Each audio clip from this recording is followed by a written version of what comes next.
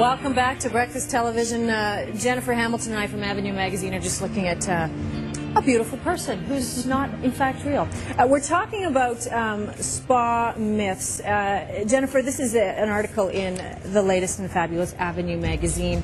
And I think that there are a lot of misconceptions out there about cosmetic surgery and cosmetic procedures, because we do every now and then see those bad ones. Right? You do, yeah. Really, there's a few bad examples that you see. And what's interesting is nowadays the treatments are so good that you only notice the bad examples. Yeah, you actually, I guess so.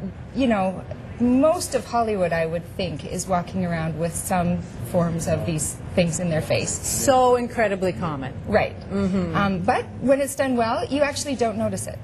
And the objective is not to change your face, or that frozen face, or the fish lips, as Dave was so beautifully displaying for us. It's to blend in and just enhance your features. Absolutely, yeah.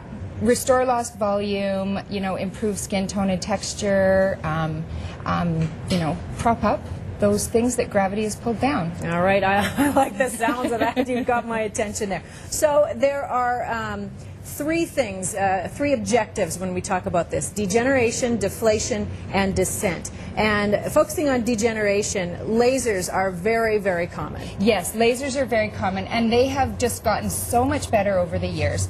Cutera is a maker of various types of lasers, and they're really leading the charge in terms of, you know, what their lasers are able to do.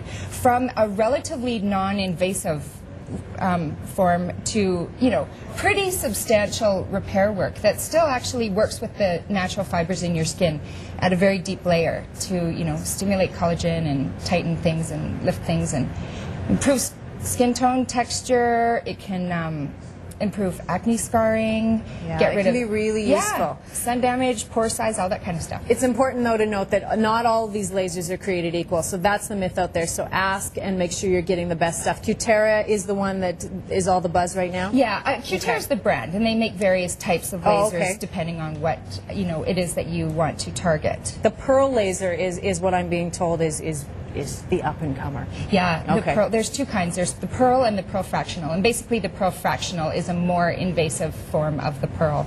There it is there. There's an example of a before and after, which is remarkable. Yeah, so with the Pearl, there's what they call social downtime. So basically means you're going to be quite red and peeling for about 3 to 5 days after your treatment. And you really want to stay out of the sun, and realistically you can't go to work or leave your house. A lot of women will say no pain, no gain, though. Yeah. If you look that great afterwards, it's a good option. Let's move forward to deflation, and fillers are what combat that, and Restylane. So the myth here is that lip injection results in those puffy fish lips, and that's, as your point being, that's when it's overdone. Exactly. I mean, we all notice the people with the big, you know, sort of Meg Ryan. Not that I'm saying Meg Ryan for sure has had her lips done. I think she has. I'll make that leap. This is a beautiful example. Well, yeah. I mean, it's neat what they can do nowadays. It's not just a question of putting some volume in there and puffing out your lips. They can inject the filler so that the corners of your lips turn out a little bit. You know, as we age, you know, your lips might turn down a little bit. So turn those back up, or make the little Cupid's bow at the top of your lip more defined. So really, it's quite precise what they're able to do. And this is really an artistic kind of an element, so you should be asking for pictures of the work that they've done? Absolutely. I would say with fillers more than anything else, because it is, it's all depends on the practitioner and their level of experience and their ability to hear what you want and deliver that result. Okay, let's move forward to descent. And so to combat that, we turn to Botox. And the myth is that it eliminates any kind of facial expression. These gals are still frowning. Yeah, I mean, Botox is all just a question. Again, it has to do with the practitioner. Yeah. And understanding what your goals are. The classic use for Botox is between the frown lines, like you're seeing there. But they've really broadened it out nowadays to, they can achieve sort of a mini brow lift, if you will, where they inject some Botox just along the top of the brow line and in the forehead, and it just perks up your brows a little bit.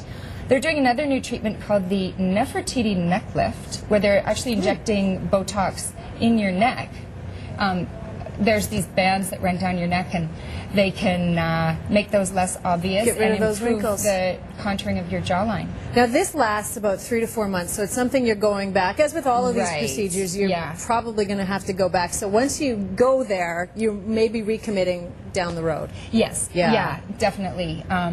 But, you know, I guess people think of it like going to the dentist, you know. It's sort of, you don't wait until you have a toothache to go to the dentist. We do regular maintenance along the way so that you can, you know, have good dental health. So the same is true, I guess, with these facial procedures. You can combat the signs of aging by sort of working on it, you know, looking at it as kind of a lifelong process, I guess, to taking care of your skin. What's Relaxin?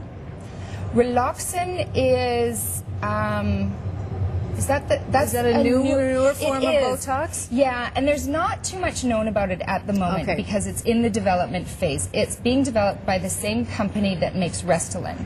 Oh, okay. And so it's being used in Europe right now. It's not approved for use here, but it's supposed to be a little bit less expensive than Botox and last a little bit longer. So Something 6 we months. might be seeing in the coming So future. a lot of women will be happy to hear that. All right, get yourself educated if you're making any of those decisions. Avenue Magazine is where you can find more on that. Jennifer Hamilton, thank you so much. Thank you for having me. We are heading out to Andy Schultz, who's enjoying a beautiful day. You're actually inside, though, right now, I think. Still Yeah? enjoying Oh, it. yeah. Can enjoy myself indoors or outdoors. I'm that flexible. Real-time temperatures, I tell you what.